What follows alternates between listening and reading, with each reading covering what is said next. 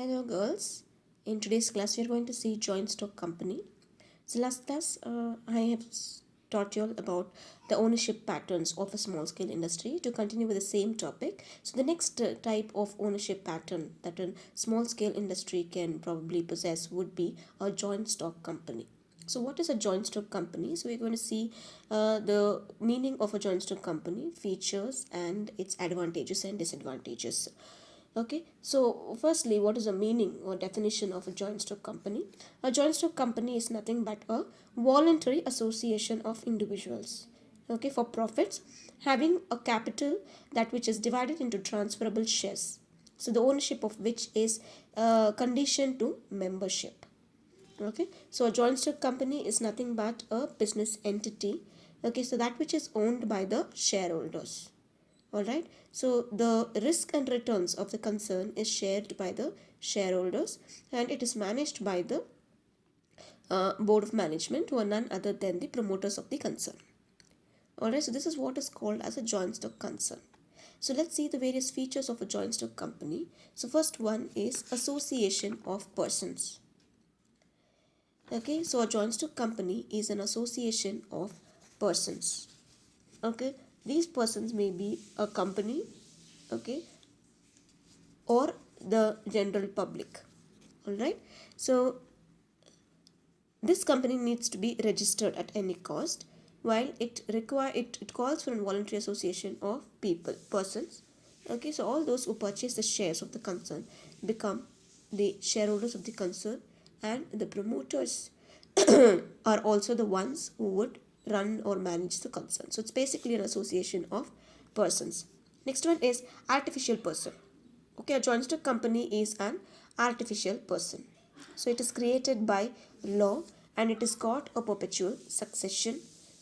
All right, so it has got its own property, it can incur debts, it can file a case against someone.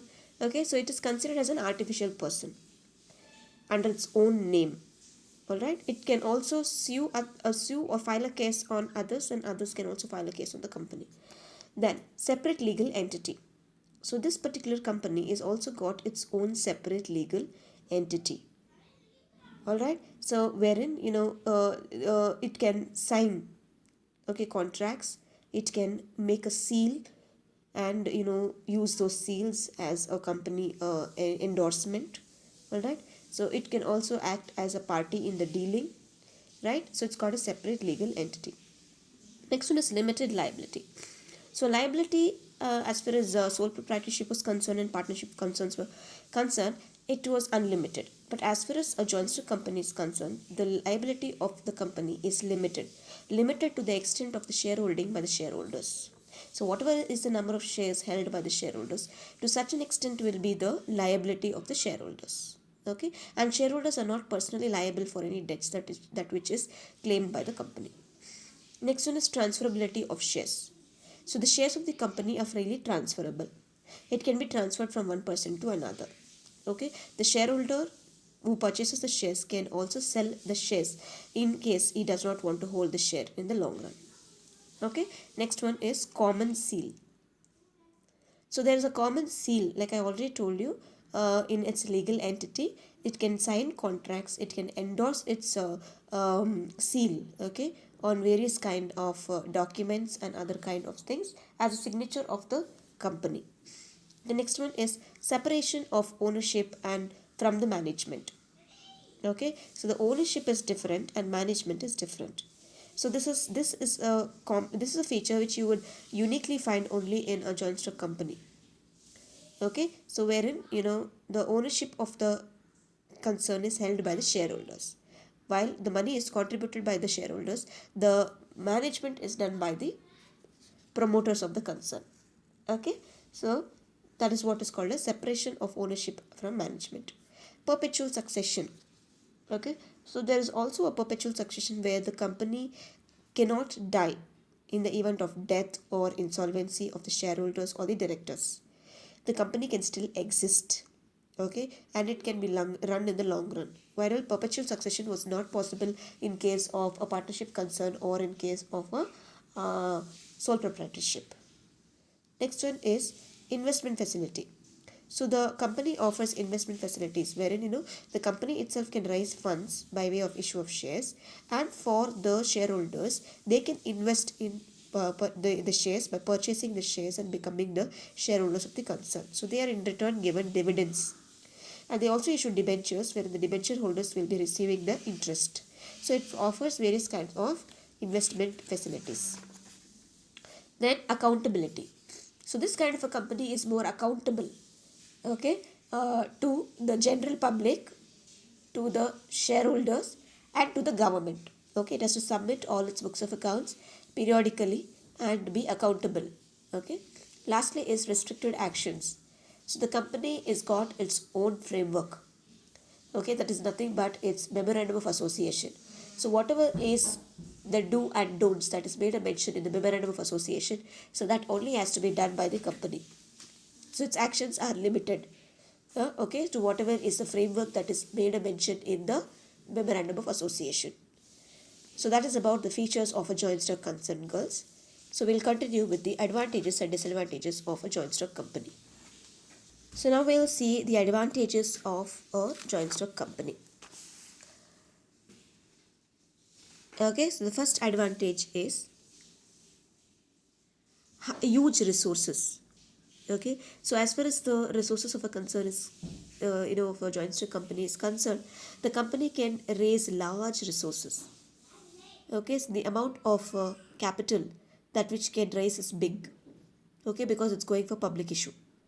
So it can issue what to say fresh shares, and after the first issue, subsequently it can make its rights issue, its other subsequent issues, and try to uh, raise the capital of the company. Next one is limited liability. So like I already told you, liability is limited to the extent of the shareholding of the shareholders, and personal assets of the shareholders are not taken into consideration. Next one is transferability of shares.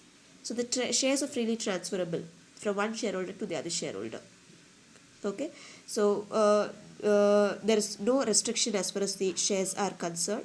Okay, so in the long run, if the shareholder does not want to own the shares, he can always transfer the shares to others. Next one is stability of existence. Okay, so these kind of companies are quite stable. Death, insolvency of the shareholders, okay, or directors is not going to put an end to the company. So therefore, they can sustain in the long run. Next one is efficient management. Okay, since the capital of the company is huge, so it will be able to hire professionals, okay, and highly skilled laborers, as a result of which experienced people and experienced promoters are dealing and managing the company. Next one is scope for expansion. Yeah, so the giant stock company also has got the scope of expanding its business, making the business large or big by continuing to issue the shares, okay, in a particular sequence, abiding by the rules and regulations. They can continuously issue shares, okay, and raise up their capital and expand their company. Next one is economies of large scale production. So obviously the capital is huge, the financial resources is big, and so they are able to produce in bulk, and bulk production is going to lead to economies of scale of production. Okay, so able to produce a large number of goods at a cheaper cost of production. Then the next advantage is public confidence. So definitely public has a lot of confidence on these kind of companies, because first thing is these kind of companies are under the bylaws and rules and regulations, okay, of the government and various regulatory bodies. And apart from that, they're also liable to publish their books of accounts at regular intervals. So the public has a lot of confidence of such kind of companies, because they feel these kind of companies are quite transparent. The next one is social benefits. These joint stock companies also offer a lot of social benefits, okay, by providing employment opportunities to the society, and then providing investment opportunities, producing goods and services that which would satisfy the needs and wants of the people, utilizing the resources of the country, and so on. Okay, so therefore they're providing a lot of social benefits. Then the next one is tax benefits. So they're also providing a lot of tax benefits to the concern. So I already told you, in case of sole proprietary and partnership firms, the tax that which is payable by them is a personal tax and not a commercial tax. But as far as a joint stock company is concerned, they're supposed to pay a commercial tax. So the company is taxed and not the individuals here. Okay, so even though the taxation has got its own what to say, disadvantages, but as far as the members of the company is concerned, be it the the entrepreneurs of the company, that is the promoters, or rather the other say shareholders, they are not personally burdened by the taxations. The next one is diffused risk. Risk is also diffused, meaning distributed. Okay, as in in case of small scale and in case of sole proprietary and partnership, the risk was on the shoulders of the proprietors, but here it's not going to be on the proprietors or the shareholders. Even though it is distributed, it's going to be a minimal risk that which is taken up or borne by the shareholders of the concern. So that's about the advantages for of a joint stock company. Okay, so we will see now the disadvantages of a joint stock company. First one is problems in formation. See, as far as a joint stock concern is concerned, see, a joint stock concern needs to be registered. Okay, so they are also liable to follow strict legal formalities, lot of rules and regulations to comply with when they have to be formed. The next one is oligarchic management. So even though these kind of companies are told they are democratic, but still they are oligarchic because the power in the hands of few. Okay, the power is in the hands of the directors of the concern. So these directors tend to manipulate. Okay, the money is somebody's and the power is in the hands of these uh, managers, or rather the promoters. So these promoters tend to manipulate at times. Okay, next one is problems with respect to decision making. Yes, you cannot make quick decisions as far as a joint stock company is concerned, because every decision, okay, needs to be taken with the consent of the all the promoters of the concern. All right, so meetings have to be held and meetings have to be organized, and that will take its own long procedures and times. Okay, so as a result of which prompt decisions cannot be taken in a joint stock company.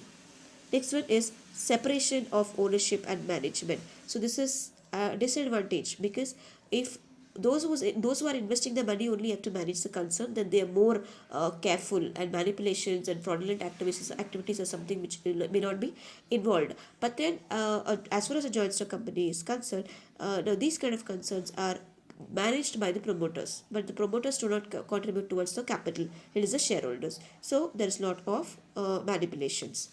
No secrecy can be maintained. Obviously these kind of concerns need to be more transparent, so you cannot maintain any kind of secrets. You are accountable every regular interval. Your books of accounts have to be flourished to the government, regulating authorities, and to the general public and the shareholders, as a result of which you cannot maintain any secrets, okay, of the concern. Speculation in shares. Yes, speculation in shares can serve as an advantage as well as a disadvantage, but many times it serves as a disadvantage because share prices are again manipulated. Okay, sometimes a rumor spread in the stock market can make the share prices either fluctuate very badly, meaning it can either fall a lot or rise. Okay, so raising may be an advantage to the company, but falling is definitely a disadvantage to the company. So sometimes, even if the company is faring well, okay, so because of the rumors that which is spread by the speculators, okay, sometimes the share prices of the companies would fall. The next one would be fraudulent management. Okay, so sometimes these kind of companies are also fraudulent in nature, because they start off with a bogus concern. I think you know what is a bogus concern. These are fake concerns. They simply start off, issue the shares and raise up the capital and abscond in the market. So fraudulent activities are possible. Then concentration of economic power. Power in the hands of few. So already spoke about oligarchic management. Power in the hands of few, as a result of which manipulations are uh, definitely possible. Then excessive government regulation. So obviously when public involvement is there, public contribute towards your capital, then the involvement of government is too high, because they always are for the interest of the public, general public. Okay, so they are the caretakers of the general public, so they would involve in your operations. They would, like, try to seek shareholdings in your in joint stock companies, and there will be a lot of government involvement. They would sometimes restrict on certain activities and decisions, and like, a consistent growth of the company might be hindered because of government involvement. Then, so that is all, girls. So these are all the various disadvantages of a joint stock concern. Okay, so I'll do another video on the advantages and disadvantages of cooperative societies for you all. So for now, this is about the joint stock concern.